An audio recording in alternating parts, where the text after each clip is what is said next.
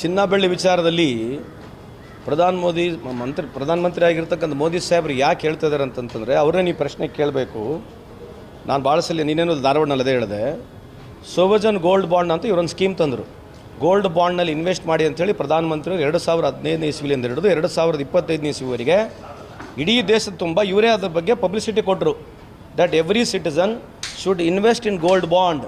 ನಿಮಗೆ 2.5% ಅಷ್ಟು ನಿಮಗೆ ವರ್ಷ ರಿಟರ್ನ್ ಕೊಡ್ತೀವಿ ಇಂಟ್ರೆಸ್ಟ್ ಅಂತ ಹೇಳಿದ್ರು. It was a contract, not a subsidy. It was a contract made by the honourable prime minister to this country people. ಇವರು ಸುಮಾರು 67 ಟ್ರೆಂಚಸ್ನಲ್ಲಿ 145ರಿಂದ 150 ಟನ್ನಷ್ಟು ಬಂಗಾರವನ್ನು ಖರೀದಿ ಮಾಡಿದ್ದಾರೆ. ಯಾರು ಖರೀದಿ ಮಾಡಿದ್ದಾರೆ? ಭಾರತ ಸರ್ಕಾರ ಈ ದುಡ್ಡಿಂದ ಖರೀದಿ ಮಾಡಿದೆ. ಇವರೇ ಮಾಡಿರೋದು 2025 ಇಸ್ವಿವರೆಗೆ ಇವರೇ ಪ್ರಮೋಟ್ ಮಾಡಿದ್ದಾರೆ. ಬಂಗಾರ ಬಾಂಡ್ನಲ್ಲಿ ನೀವು ಇನ್ವೆಸ್ಟ್ ಮಾಡಿ ಅಂತೇಳಿ. ಇವತ್ತು ಏಕ್ದಮ್ ಬಂದ್ಬಿಟ್ಟು ನೀವು ಬಂಗಾರ ಖರೀದಿ ಮಾಡಿಬೇಡಿ ಅಂತ ಹೇಳ್ತಾ ಇದ್ದಾರೆ. ಅದು ಕಾರಣ ಹೇಳ್ತಕ್ಕಂಥದ್ದು ಏನಂತಂದರೆ ದೇಶಭಕ್ತಿ, ದೇಶ ಪ್ರೇಮ, ದೇಶಕ್ಕಾಗಿ ಅಂತ ಇವೆಲ್ಲ ಬುಲ್ಟೆ ಬಿಡ್ತಾ ಇದ್ದಾರೆ. ಇದ್ರಾಗ ಯಾವುದು ದೇಶಪ್ರೇಮಿ, ದೇಶಭಕ್ತಿ ಇಲ್ಲ. ಇದ್ರಾಗ ಇರ್ತಕ್ಕಂಥ ವಿಶೇಷ ಕಾರಣ ಇವತ್ತು ರುಪಿ ಗಗನಕ್ಕೆ ಹೋಗ್ಬಿಟ್ಟಿದೆ. Rupee has fallen so down. If you compare, ನಾ ಬೇರೆ ಸೌತ್ ಈಸ್ಟ್ ಕಂಟ್ರಿಗಳಿಗೆ ಕಂಪೇರ್ ಮಾಡಿದ್ರೆ ಇಂಡಿಯನ್ ರುಪಿ ಏನಿದೆಲ್ಲ ಭಾಳ ದೊಡ್ಡ ಭಾಷಣ ಮಾಡೋರು. 20 ರೂಪಾಯಿಗೆ $1, 30 ರೂಪಾಯಿಗೆ $1 ಅಂತ ಭಾಳ ಚುಟಿಗೆ ಹೊಡೆದು ಭಾಷಣ ಮಾಡೋರು ಇದೇ ಹೇಳಿದ್ರು. ಈ ದೇಶದಲ್ಲಿ ಪ್ರಧಾನಮಂತ್ರಿಯವರು ಮೊದಲನೇ ಬಾರಿ ಮೋದಿ ಸಾಹೇಬರು ಪ್ರಧಾನಮಂತ್ರಿ ಆದರೆ 20 ರೂಪಾಯಿ, ಮತ್ತು ಎರಡನೇ ಸಲ ಆದರೆ 30 ರೂಪಾಯಿ, ಮೂರನೇ ಸಲ ಆದರೆ 40 ರೂಪಾಯಿ ಅಂತಂದರೆ ಈಗ ಆಲ್ರೆಡಿ 100 ರೂಪಾಯಿಗೆ ಮುಟ್ಟಕ್ಕೆ ಬಂದುಬಿಟ್ಟಿದ್ದೀವಿ ನಾವು. ಯಾಕಂದರೆ rupee in the world market has fallen very bad. ನೀವು ಬಾಂಗ್ಲಾದೇಶ್ ಸ್ಟಾಕ ನಮ್ಕಿನ್ನ ಚೆನ್ನಾಗಿದೆ. ಅಫ್ಘಾನಿಸ್ತಾನದ ಕರೆನ್ಸಿ ನಮ್ಕಿನ್ನ ಚೆನ್ನಾಗಿದೆ. RMB ಅಂತ ಹೇಳ್ತೀವಿ ಚೈನಾದು, ಅದು ನಮ್ಕಿನ್ನ ಚೆನ್ನಾಗಿದೆ. ದಿನಾರ್ ಅಂತ ಹೇಳ್ತೀವಿ ಕುವೈತ್, ಅದು ನಮ್ಕಿನ್ನ ಸ್ಟ್ರಾಂಗ್ ಇದೆ. ಸೊ ಈ ಥರದ್ದು ಯಾವುದೇ ನೀವು ಕರೆನ್ಸಿಗಳು ನಾವು ಚೆಕ್ ಮಾಡಿ ನೋಡಿದಾಗ ಇಂಡಿಯನ್ ಕರೆನ್ಸಿ ಇವತ್ತು ಪೂರಾ ಪಾತಾಳಕ್ಕೆ ಹೋಗಿದೆ. ಅದಕ್ಕಾಗಿ ಇವತ್ತು ಪ್ರಧಾನಮಂತ್ರಿಯವರು ನೀವು ಖರೀದಿ ಮಾಡಬೇಡಿ ಅಂತ ಹೇಳ್ತಾ ಇದ್ದಾರೆ. ಆಯಿತು, ಒಂದು ಖರೀದಿ ಮಾಡಬೇಡಿ ಅಂತ ನೀವು ಹೇಳ್ತಾ ಇದ್ದೀರಿ, ಮತ್ತು 10 ವರ್ಷ ನೀವು ಯಾಕೆ ಪ್ರಮೋಟ್ ಮಾಡಿದ್ರಿ ಗೋಲ್ಡ್ ಬಾಂಡ್ನಲ್ಲಿ? ದಯಮಾಡಿ ಇದನ್ನು BJPಯ ಮುಖಂಡರುಗಳಿಗೆ ಕೇಳಬೇಕು. ಪ್ರಧಾನಮಂತ್ರಿಯವರು ಕೂಡ ಇದ್ರ ಉತ್ತರ ಕೊಡಬೇಕಂತಕ್ಕಂಥದ್ದು ಒಂದು. ಎರಡನೇದು, ವಿಶೇಷವಾಗಿ ಇವತ್ತೇನು 3 ರೂಪಾಯಿ 4 ರೂಪಾಯಿ ಜಾಸ್ತಿ ಮಾಡಿದ್ದಾರೆ. ಸ್ವಲ್ಪ ಇದ್ರ ಬಗ್ಗೆ ಚರ್ಚೆ ಆಳವಾಗಲಿ. UPA 1 UPA 2 ಸರ್ಕಾರ ಇದ್ದಾಗ ಆ್ಯಾವ್ರೇಜ್ ಬೈಯಿಂಗ್ ಪ್ರೈಸ್ ನಮ್ಮದು 10 ವರ್ಷ $103 ಇತ್ತು ಆ್ಯಾವ್ರೇಜ್ ಬೈಯಿಂಗ್ ಪ್ರೈಸ್. ಇವತ್ತು ಸ್ವಲ್ಪ ಜಾಸ್ತಿ ಆಗಿರ್ಬೋದು, ಯಾಕಂದರೆ ವಾರ ಆಗಿದೆ, ಅದರ ಬಗ್ಗೆ ಒಪ್ಪಣ ಇಲ್ಲ ಅಂತಲ್ಲ. ಆದರೆ ಯಾವಾಗ ಕಮ್ಮಿ ಇತ್ತು ನಾವು ಬೈಯಿಂಗ್ ಮಾಡ್ತಾಯಿದ್ವಿ. ಕೋವಿಡ್ ಸಂದರ್ಭದಲ್ಲಿ $25-30ವರೆಗೆ ಖರೀದಿ ಮಾಡಿದ್ವಿ, $40ವರೆಗೆ ಬಿದ್ದಿದೆ ಆಯಿಲ್ ಪ್ರೈಸು. ಆ್ಯಾವ್ರೇಜು BJP ಕಾಲದಲ್ಲಿ ಮೋದಿಯವರ ಸಾಹೇಬ್ರ ಕಾಲದಲ್ಲಿ $63ರಿಂದ $65 ಒಳಗಡೆ ಖರೀದಿ ಮಾಡಿರ್ತಕ್ಕಂಥದ್ದಿದೆ. ಈ ದುಡ್ಡು ಯಾಕೆ ಕೊಡಬಾರ್ದಾಗಿತ್ತು ಜನಕ್ಕೆ ವಾಪಸ್ಸು? ಅವಾಗ ಕೇಂದ್ರದಲ್ಲಿ ನರೇಂದ್ರ ಮೋದಿಯವ್ರ ಸರ್ಕಾರ ಇರಲಾಗ ನಾವು 2004ರಿಂದ 2014ವರೆಗೆ ಮನಮೋಹನ್ ಸಿಂಗ್ ಸಾಹೇಬರು ಸುಮಾರು 10 ಲಕ್ಷಕ್ಕೆ ಹೆಚ್ಚು ಸಬ್ಸಿಡಿ ಕೊಟ್ಟರು. ಇವರು ಸಬ್ಸಿಡಿ ಕೊಡಲಿಲ್ಲ. ನಮ್ಮ ಕಾಲದಲ್ಲಿ ಎಲ್ಲ ರಿಲಯನ್ಸ್ ಬುಕ್ಗಳು ಮುಚ್ಕೊಂಡು ಹೋಗ್ಬಿಟ್ಟಿದ್ದು. ಇವ್ರು ಬಂದಮೇಲೆ ರಿಲಯನ್ಸ್ ಬಂಕ್ಗಳು ಯಾಕೆ ನಡೀತಾ ಇದ್ದಾವೆ ಅಂತಂದರೆ ಸಬ್ಸಿಡಿ ಕೊಡ್ತಾ ಇಲ್ಲ. ಸಬ್ಸಿಡಿ ಕೊಟ್ಟರೆ ಬಡವ್ರಿಗೆ ಅನುಕೂಲ ಆಗುತ್ತೆ. ಇವತ್ತು ರಿಲಯನ್ಸ್ ಬಂಕು, ಅದಾನಿ ಕಂಪ್ನಿಗಳು ಲಕ್ಷಾಂತರ ಕೋಟಿ ಪ್ರಾಫಿಟ್ ಮಾಡಿರ್ತಕ್ಕಂಥದ್ದು. ಕೇಂದ್ರ ಸರ್ಕಾರ ಕಮ್ಮಿ ಇಂಪೋರ್ಟ್ ಮಾಡ್ತಾ ಇದೆ, ಪ್ರೈವೇಟ್ ಕಂಪ್ನೀಸ್ಗಳು ಜಾಸ್ತಿ ಇಂಪೋರ್ಟ್ ಮಾಡ್ತಾ ಇದ್ದಾವೆ. ಸಬ್ಸಿಡೈಸ್ ಪ್ರೈಸ್ನಲ್ಲಿ ಬಂದಿರತಕ್ಕಂಥ ಖರೀದಿ ಮಾಡಿರ್ತಕ್ಕಂಥ ದುಡ್ಡು ಸಾರ್ವಜನಿಕರಿಗೂ ಕೊಡಲಿಲ್ಲ, ಭಾರತ ಸರ್ಕಾರ ಉಪಯೋಗಿಸ್ಕೊಳ್ತು. ಅದ್ರ ಜೊತೆಗೆ ಪ್ರೈವೇಟ್ ಕಂಪ್ನೀಸ್ಗಳು ಭಾಳ ದೊಡ್ಡ ಪ್ರಮಾಣ ಪ್ರಾಫಿಟ್ ಮಾಡ್ತು. ಸೊ ಇವತ್ತು ನೀವು ಕೇಳಿ, ಬೈಯಿಂಗ್ ಪ್ರೈಸ್ ನಿಮ್ದು ಆ್ಯಾವ್ರೇಜ್ ಎಷ್ಟಿದೆ, ನೀವು ಯಾಕೆ ಜಾಸ್ತಿ ಸಬ್ಸಿಡಿ ಕೊಡ್ತಾ ಇಲ್ಲ? ಸಬ್ಸಿಡಿ ಜಾಸ್ತಿ ಕೊಡಬೇಕಂತಕ್ಕಂಥದ್ದು ನಮ್ಮ ವಾದ ಇದೆ. ಹೌದು, ತಾತ್ಕಾಲಿಕವಾಗಿ ವಾರ ಆಗಿತ್ತು, ವಾರಿಂದ ಜಾಸ್ತಿ ಆಗಿದೆ. ಬಟ್ 10 ವರ್ಷದ ರೆಕಾರ್ಡ್ ನೀವು ತೆಗೆದು ನೋಡಿದ್ರೆ ಈ ದೇಶದ ಜನಕ್ಕೆ ಮೋಸ ಮಾಡಿದಾರೆ ಅಂತ ಈ ಸಂದರ್ಭಕ್ಕೆ ಹೇಳಲಿಕ್ಕೆ ಬಯಸ್ತೀನಿ. ಆಮೇಲೆ ಎರಡನೇದು, ನೀವ್ಯಾಕೆ US ಹೇಳ್ದಂಗೆ ಕೇಳಬೇಕು? ಇವತ್ತು ಬೇರೆ ಕಡೆ ಆಯಿಲ್ ಚೀಪಾಗಿ ಸಿಗುತ್ತೆ, ನಾವು ಎಲ್ಲಿ ಬೇಕಾದಲ್ಲಿ ಖರೀದಿ ಮಾಡ್ಬೋದು. ನೀವ್ಯಾಕೆ ಖರೀದಿ ಮಾಡ್ತಾ ಇಲ್ಲ? ರಷ್ಯಾದವರು ನಿಮಗೆ ಗ್ಯಾಸ್ ಕೊಡ್ತಾರಂದ್ರೆ ನೀವು ತೊಗೊಳಕ್ಕೆ ರೆಡಿ ಇಲ್ಲ, ಆಯಿಲ್ ಕೊಡ್ತಾರಂದ್ರೆ ತೊಗೊಳಕ್ಕೆ ರೆಡಿ ಇಲ್ಲ. ನಮಗೆ ಹೆಂಗಿದ್ರು ಕೇವಲ 12 ದಿನ ಬೇಕು. ಇರಾನ್ಲಿಂದ ಇಂಡಿಯಾಗೆ ಬರಬೇಕಾಗಿದ್ದರೆ ಕೇವಲ 12 ದಿನದಲ್ಲಿ ಬರುತ್ತೆ ನಮಗೊಂದು ಶಿಪ್ಪು. ಈಗ ನೀವು ಅಮೇರಿಕ ಅಂತಂದರೆ 45 ದಿನ ಬೇಕು. ಅವನು ಇಂಡಿಯನ್ ರುಪಿನಲ್ಲಿ ನಿಮಗೆ ಡೀಲ್ ಮಾಡೋಕ್ಕೆ ರೆಡಿ ಇದ್ದ ಇರಾನ್ ಅವನು. ಇವತ್ತು ನೀವು ಯಾಕೆ ಡಾಲರ್ನಲ್ಲಿ ನೀವು ಖರೀದಿ ಮಾಡ್ತಾ ಇದ್ದೀರಿ? ಮತ್ತು ನೀವು ಯಾಕೆ ಹೋಗ್ತಾ ಇದ್ದೀರಿ ಇಲ್ಲಿ ಬಂಗಾರ ಖರೀದಿ ಮಾಡಬೇಡ ಅಂತ ಹೇಳ್ತೀರಿ? ಇದೇ ದೇಶದ ಜನ ಹೇಳ್ತಾರೆ, ಸ್ವಾಮಿ ನೀವು ಅಮೇರಿಕನಿಂದ ಖರೀದಿ ಮಾಡಬೇಡ್ರಿ, ಇರಾನಿಂದ ಖರೀದಿ ಮಾಡಿರಿ. ಇರಾನಿಂದ ಖರೀದಿ ಮಾಡಿದ್ರೆ ನಿಮಗೆ ರುಪಿನಲ್ಲಿ ವ್ಯವಹಾರ ಮಾಡ್ಬೋದು. ಇದು ಯಾರು ಕೇಳಬೇಕು ಅವ್ರಿಗೆ ಪ್ರಶ್ನೆ? ಯಾಕೆ ಇದನ್ನ ಪ್ರಶ್ನೆ ಕೇಳಬಾರ್ದು ನಾವು? ಸೊ ಎಲ್ಲ BJP ಫೇಲರ್ಗಳಿಗೆ ಯಾವುದೇ ರೀತಿಯಾದಂಥ ಪ್ರಶ್ನೆಗಳಿಗೆ ಉತ್ತರ ನಮಗೆ ಈ ದೇಶದಲ್ಲಿ ಸಿಗಲ್ಲ ಅಂತ ನಂಬಿಕೆ ಬಂದಿದೆ ಅಂತ ಈ ಸಂದರ್ಭ ಕೇಳಕ್ಕೆ ಬಯಸ್ತೀನಿ. ನೀಟ್ ವಿಚಾರದಲ್ಲಿ ಮೊನ್ನೆ ಹೇಳಿದ್ದೀನಲ್ಲ, ನೀಟ್ ವಿಚಾರದಲ್ಲಿ ಸುಮಾರು 89 ಲೀಕ್ಗಳಾಗಿದ್ದಾವೆ ಈ ದೇಶದಲ್ಲಿ. ಅದರಲ್ಲಿ ಕೇಂದ್ರ ಸರ್ಕಾರದ ಆಡಳಿತದಲ್ಲಿ ಇರತಕ್ಕಂಥ, ಕೇಂದ್ರ ಸರ್ಕಾರದ ನಿಯಂತ್ರಣದಲ್ಲಿರ್ತಕ್ಕಂಥ ಸುಮಾರು 21 ಸಂದರ್ಭದಲ್ಲಿ 21 ಬಾರಿ ಲೀಕ್ಗಳಾಗಿದ್ದಾವೆ. ನೀಟ್ ಇರ್ಬೋದು, NET ಇರ್ಬೋದು, ಅಥವಾ ನೀವು CBI ಎಕ್ಸಾಮ್ಸ್ ಪೇಪರ್ಗಳು ಇರ್ಬೋದು, ಇಂಥ ಭಾಳಷ್ಟು ಲೀಕ್ಗಳಾಗಿದ್ದಾವೆ. ಈ ಬಾರಿಯನ್ನು ಭಾಳ ದೊಡ್ಡ ಚರ್ಚೆಗೆ ಬಂದಿದೆ. ಅದು ಅವರಿಗೆಲ್ಲ ಕಾಮನ್. ಅದು ಬೇರೆ ಗುಜರಾತ್ನಲ್ಲಿ, ರಾಜಸ್ಥಾನಲ್ಲಿ, ಮಧ್ಯಪ್ರದೇಶದಲ್ಲಿ, ಮಹಾರಾಷ್ಟ್ರದಲ್ಲಿ, ಬಿಹಾರದಲ್ಲಿ, ಅಸ್ಸಾಂನಲ್ಲಿ ಇವೆಲ್ಲ ಭಾಳಷ್ಟು ಸೀಲ್ ಆಗಿದ್ದಾವೆ. ಇವೇನು ಲೆಕ್ಕಕ್ಕೆ ಬರೋದಲ್ಲ. ಇಂಥವೆಲ್ಲ ಭಾಳ ಸಣ್ಣ ವಿಷಯಗಳು ಅವರಿಗೆ. ಸುಮಾರು 6.5 ಕೋಟಿ ಮಕ್ಕಳಿಗೆ ಇಲ್ಲಿವರೆಗೆ ಈ ರೀತಿಯಾದಂಥ ಅವ್ಯವಸ್ಥೆ ಆಗಿದೆ. ಏನೋ ಇವತ್ತು ಚರ್ಚೆಗೆ ಬಂದಿದೆ, ಭಾಳ ಖುಷಿ ಇದೆ. ಇದಕ್ಕೆ ಯಾರು ಉತ್ತರ ಕೊಡೋಲ್ಲ. ನೀವು ಉತ್ತರ ಹೋಗಿ ಕೇಳ್ರಿ, ವುಮೆನ್ ಬಿಲ್ ಬಗ್ಗೆ ಮಾತನಾಡ್ತಾರೆ. ದಯಮಾಡಿ ನೀವು ಮತ್ತೆ ಶೋಭಾ ಕರಂದ್ಲಾಜೆ ಮೇಡಮ್ ಕೇಳಿಗಳಿರಿ. ನೀವು ಗ್ಯಾಸ್ ಬಗ್ಗೆ ಕೇಳಿದ್ರೆ ಅವರು ವಿಮೆನ್ ಬಿಲ್ ಬಗ್ಗೆ ಹೇಳಿದ್ರು, ಮತ್ತು ನೀವು ಇದನ್ನು ಕೇಳಿದ್ರೆ ಮತ್ತು ವಿಮೆನ್ ಬಿಲ್ ಬಗ್ಗೆ ಹೇಳ್ತಾರೆ. ಅವ್ರು ಇದ್ರ ಬಗ್ಗೆ ಯಾರು ಚರ್ಚೆ ಮಾಡಲ್ಲ. ಅವ್ರಿಗೆ ಮೇಲಿಂದ ಡೈರೆಕ್ಷನ್ ಇದೆ. ಮೋದಿ ಸಾಹೇಬ್ರು ಹೇಳಿರ್ತಾರೆ ಇದ್ರ ಬಗ್ಗೆ ಯಾರು ಏನು ಮಾತಾಡಕ್ಕೆ ಹೋಗಬೇಡಿ ಅಂತೇಳಿ. ರಾಜಸ್ಥಾನದ ಮಂತ್ರಿಯೊಬ್ಬರ ಜೊತೆಗಿದ್ದಂಥವರೇ ಈಗ ಲೀಕ್ ಮಾಡಿರೋದು ಅನ್ನೋದು ಬಹಿರಂಗ ಆಗಿದೆ. ಇದೆ ಓಡಾಡ್ತಾ ಇದ್ದಂಥವರೇ ಈಗ ಆ ಕಿಂಗ್ ಪಿನ್ ಅನ್ನೋದು ಇದೆ. ಈಗ ಇಷ್ಟೆಲ್ಲ 29 ಲೀಕ್ ಆಗಬೇಕಂದ್ರೆ ಸರ್ಕಾರದ ಒಳಗಿರ್ತಕ್ಕಂಥ ಜನನೇ ಮಾಡಬೇಕಾಗುತ್ತೆ. ಮಾಡಿದ್ದಾರೆ. ಅದರ ಬಗ್ಗೆ ಎಲ್ಲಿ ನಾನು ವ್ಯಾಪಮ್ ಕೇಸ್ ಬಗ್ಗೆ ಮಾನ್ಯ ಮಾತಾಡಿದೆ. ವ್ಯಾಪಮ್ ಕೇಸ್ ಹಿಸ್ಟಾರಿಕಲ್ ಕೇಸ್ ಇದೆ. 44 ಜನ ಮರ್ಡರ್ ಆಗ್ತಾರೆ. ಇವತ್ತೇನು ಅದು ಯಾರು ದುರಂಧರ್ ಪಿಕ್ಚರ್ ಮಾಡಿದ್ನಲ್ಲ, ಡೈರೆಕ್ಟರ್ಗೆ ಅದೇ ಹೇಳಿದೆ, ಅಪ್ಪ ಸ್ವಾಮಿ ನೀನು ದುರಂಧರ್ 1, 2 ಮಾಡಿದಿ, ಕೇರಳ ಫೈಲ್ಸ್ ಮಾಡಿದ್ರಿ, ಕಾಶ್ಮೀರ ಫೈಲ್ಸ್ ಮಾಡಿದ್ರಿ, ದಯಮಾಡಿ ವ್ಯಾಪಮ್ ಕೇಸ್ ಬಗ್ಗೆ ಒಂದು ಮಾಡು. ಈ ದೇಶದ ಜನಕ್ಕೆ ಗೊತ್ತಾಗುತ್ತೆ. 44 ಜನ ಮರ್ಡರ್ ಆಗ್ತಾರೆ ವ್ಯಾಪಮ್ ಕೇಸ್ನಲ್ಲಿ. ಇವತ್ತರ ಬಗ್ಗೆ ಅದರಲ್ಲಿ ಚರ್ಚೆನೇ ಆಗಿಲ್ಲ ದೇಶದಲ್ಲಿ. ಅದು ಮೋದಿ ಸಾಹೇಬರ ಕಾಲದಲ್ಲಿ. ಮತ್ತೆ ಶಿವರಾಜ್ ಸಿಂಗ್ ಚೌಹಾಣ್ರು ಇವತ್ತೇನು ಅಲ್ಲಿ ಕೇಂದ್ರದಲ್ಲಿ ಮಂತ್ರಿ ಇದ್ದಾರೆ, ಅವರು ಮುಖ್ಯಮಂತ್ರಿ ಇದ್ದರು. BJP ಸರ್ಕಾರ ಸುಮಾರು 4 ರಿಂದ 5 ಟರ್ಮ್ ಅಲ್ಲೇ ಇದೆ. ಈ ಥರ ಒಂದು ದೊಡ್ಡ ಹಗರಣ ಆಗುತ್ತೆ. ಅದ್ರ ಬಗ್ಗೆ ಇಲ್ಲಿ ಚರ್ಚೆನೇ ಆಗೋದಿಲ್ಲ ದೇಶದಲ್ಲಿ. ಶನಿವಾರದ ವಿಚಾರನೆ ಎಲ್ಲೂ ಮಾತನಾಡಲೇ ಇಲ್ಲ. ನೀಟ್ ವಿಚಾರದಲ್ಲಿ ಶನಿವಾರ ತೆಗೆಸಿದಾಗ ಅದರ ಹಿಜಾಬ್ ವಿಚಾರದಲ್ಲಿ ಭಾಳಷ್ಟು ಜೋರಾಗಿ ಮಾತಾಡ್ತಾರೆ. ಇದೇ ತಾನೇ ಈಗ ಮಾತಾಡೋದು. ಹಿಜಾಬು, ಪಾಕಿಸ್ತಾನ, ಮುಸಲ್ಮಾನ, ಬಾಂಗ್ಲಾದೇಶ ಬಿಟ್ಟರೆ BJP ಹತ್ರ ಇನ್ನೇನಿಲ್ಲ.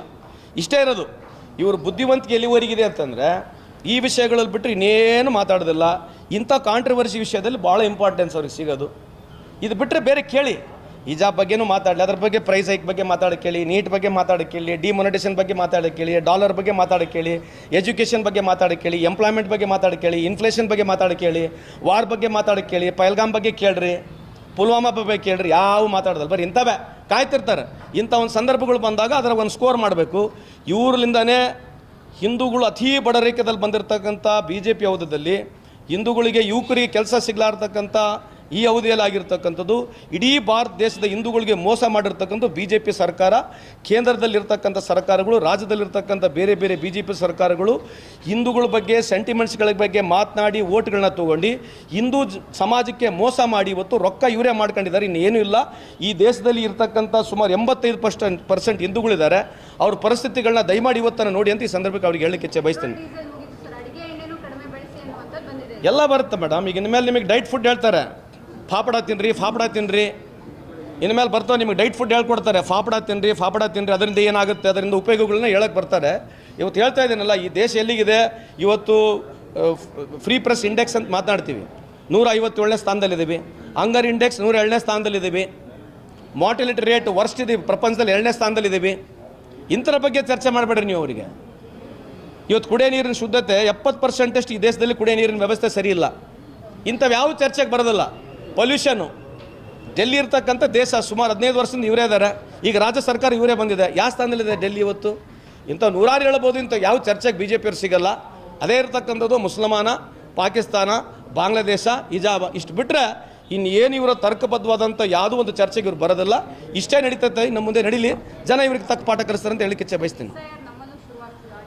ಆಗಿದೆ ಸರ್, ಮ್ಯಾಪಿಂಗ್ ಆಗಿದೆ.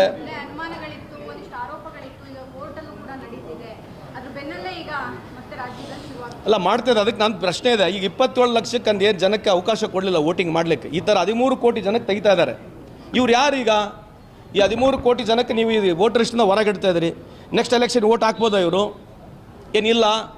ಏನು ಮುಂದೆ ಏನಿದು? ಈಗ SIR ಮಾಡಿ 27 ಲಕ್ಷ ಜನ ಕೊಡಲಿ. ಮುಂದೆ ಏನು ಮಾಡ್ಬೇಕು ಈಗ ಅವರು? ಅವ್ರು ಈ ದೇಶದ ನಾಗರಿಕರು ಇಲ್ಲೋ? ಅವ್ರಿಗೆ ವೋಟ್ ಹಾಕೋಕ್ಕೆ ಹಕ್ಕೈತು ಇಲ್ಲೋ? ಏನು ಮಾಡ್ಬೇಕು ನೆಕ್ಸ್ಟ್ ಅವ್ರೀಗ? ಈಗ 27 ಲಕ್ಷ ಜನ ಅಲ್ಲಿ ತೆಗೆದ್ರು. ಇಲ್ಲಿ ಟೋಟಲ್ 91 ಲಕ್ಷ ಜನ ಅಲ್ಲಿ ತೆಗೆದ್ರು. ಎಲ್ಲಿ ವೆಸ್ಟ್ ಬೆಂಗಾಲ್ನಲ್ಲಿ 27 ಲಕ್ಷ ಜನ ಅಡ್ಜುಡಿಕೇಷನ್ ಮಾಡಿ ಒಂದು ಕಮಿಟಿ ಕಾನ್ಸ್ಟಿಟ್ಯೂಟ್ ಮಾಡಿ ಎಲ್ಲ ಮಾಹಿತಿ, ಎಲ್ಲ ದಾಖಲಾತಿಗಳು ಕೊಟ್ಟರು ಕೂಡ ಅದನ್ನು ಓವರ್ಲುಕ್ ಮಾಡಿ ಅವ್ರಿಗೆ ವೋಟಿಂಗ್ ಕೊಡಲಿಲ್ಲ.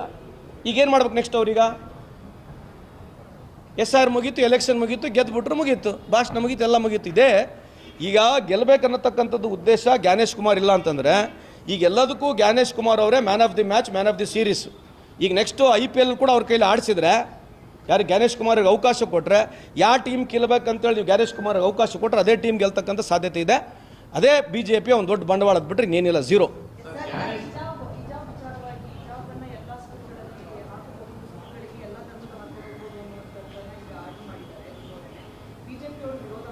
ಅದೇ ಬಿ ಜೆ ಪಿ ಅದು ಬಿಟ್ಟರೆ ಬೇರೆ ಏನಿದೆ, ಬೇರೆ ಯಾವುದಕ್ಕೆ ವಿರೋಧ ಮಾಡೋದು, ಏನೇ ನೀಟ್ ಬಗ್ಗೆ ವಿರೋಧ ಮಾಡೋದು, ಅದೇ ಕಾಂಟ್ರವರ್ಸಿ ಎಲ್ಲಾಗುತ್ತೆ ಅಲ್ಲಿ ಬರ್ತಾರೆ ಅಷ್ಟು ಬಿಟ್ಟರೆ. ಈಗ ಅದೇ ಹೇಳ್ದಲ್ಲ, ವ್ಯಾಪಮ್ ಕೇಸಲ್ಲಿ 44 ಜನ ಮರ್ಡರ್ ಆಗಿದ್ದಾರೆ, ಎಲ್ಲ ಹಿಂದೂಗಳೇ ಮರ್ಡರ್ ಆಗಿದ್ದಾರೆ, ಅಲ್ಲಿ ಯಾಕೆ ಮಾಡೋದಲ್ಲ? ಅಲ್ರಿ, ಇದು ಆ ಕಾನ್ಸ್ಟಿಟ್ಯೂಷನ್ನಲ್ಲಿ ಇದರಲ್ಲ ಪ್ರಾವಿಷನ್ ಇದೆ, ಕಾನ್ಸ್ಟಿಟ್ಯೂಷನಲ್ಲಿ ಪ್ರಾವಿಷನ್ ಇದೆ ಅಲ್ವಾ? ಕಾನ್ಸ್ಟಿಟ್ಯೂಷನ್ ಪ್ರಾವಿಷನ್ ಇದೆಯಲ್ಲ ಮೇಡಮ್, ಐತೆ, ಕಾನ್ಸ್ಟಿಟ್ಯೂಷನ್ ಪ್ರಾವಿಷನ್ ಮಾಡ್ಬೋದು, ಅದಕ್ಕೇನು ಸಂಬಂಧ ಇದೆ? ವಿರುದ್ಧವಾಗಿ ಕೇಸರಿ ಶಾಲು ಮತ್ತು ಕೆಂಪು ಚಡ್ಡಿ ಹಾಕೊಂಡು ಬರ್ತೀವಿ. ಬರಲ್ಲ ಅವ್ರಿಗೆ, ನೋಡ್ರಿ, ಅವ್ರಿಗೆ ಏನು ಬೇಕಾದ್ ಮಾಡಲಿ. ಇದು ಬಿಟ್ಟರೆ ಇದೇ ವಿಷಯಗಳು ಬಿಟ್ಟರೆ ಬೇರೆ ಏನಿದೆ ಅವ್ರ ಹತ್ರ ಮಾತಾಡೋದು? ಈ ವಿಷಯಗಳು ಬಿಟ್ಟರೆ ಬೇರೆ ಏನಿದೆ ಮಾತಾಡೋದು? ಬೇರೆ ಏನಿದ್ರೆ ಹೇಳ್ರಿ ಮಾತಾಡೋಣ, ಅದೇನು ಹೊಸದಲ್ಲ ನಮಗೆ.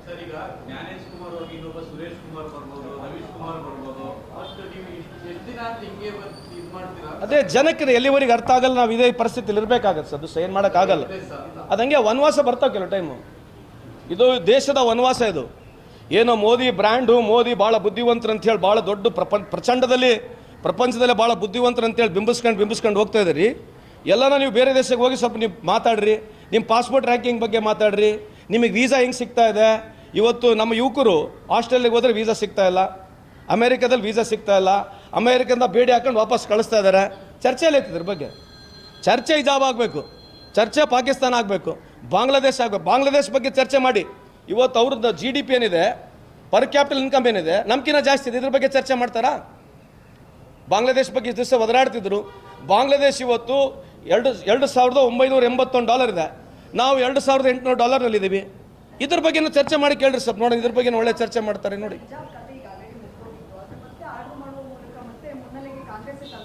ಹಂಗೇನಾಗಿಲ್ಲ madam, it's a way of expression ಇದೆ. ನೀವು ಹಿಜಾಬ್ನ ಕಾಂಟ್ರವರ್ಸಿ ದೃಷ್ಟಿಯಿಂದ ನೋಡ್ತಾ ಇದ್ರೆ ಅಷ್ಟೇ, ನೀವು ಹಿಜಾಬ್ನ ಕಾಂಟ್ರವರ್ಸಿ ದೃಷ್ಟಿ ನೋಡ್ತಾ ಇದ್ರೆ ನಿಮ್ಗೆ ಹಂಗೆ ಕಾಣುತ್ತದು. ಇಂಥವೀಗ ಎಕನಾಮಿಕಲ್ ವೀಕರ್ ಸೆಕ್ಷನ್ 10% ತಂದರು, ಅದು ಕಾಂಟ್ರವರ್ಸಿ ಅಲ್ವಾ? ಎಕನಾಮಿಕಲ್ ವೀಕರ್ ಸೆಕ್ಷನ್ 10% ತಂದರು, ಅದು ಕಾಂಟ್ರವರ್ಸಿ ಅಲ್ವಾ? ಅದ್ರ ಬಗ್ಗೆ ಇಲ್ಲಿ ಚಕ್ಕಾರಲ್ಲ ಪಕ್ಕಾರಲ್ಲ, ಒಂದು ಮಾತೇ ಇಲ್ಲಲ್ಲ, ಅದ್ರ ಬಗ್ಗೆ ಇಲ್ಲಿ ಚರ್ಚೆನೇ ಇಲ್ಲಲ್ಲ. ನೀವು ಸಣ್ಣ ಆಗ್ಬೇಕಲ್ವಾ? ಅದು ಒಂದು ಉತ್ತಮ ಆಹಾರದಿಂದ ಸಣ್ಣ ಆಗ್ಬೇಕಲ್ವಾ? ಪ್ರತಿದಿನ ನಮ್ಮ ಜೀನಿ ಸ್ಲಿಮ್ನ ಯೂಸ್ ಮಾಡಿ ಯಾವುದೇ ಸೈಡ್ ಎಫೆಕ್ಟ್ ಇಲ್ದಂಗೆ ನೀವು ಸಣ್ಣ ಆಗ್ತೀರಾ.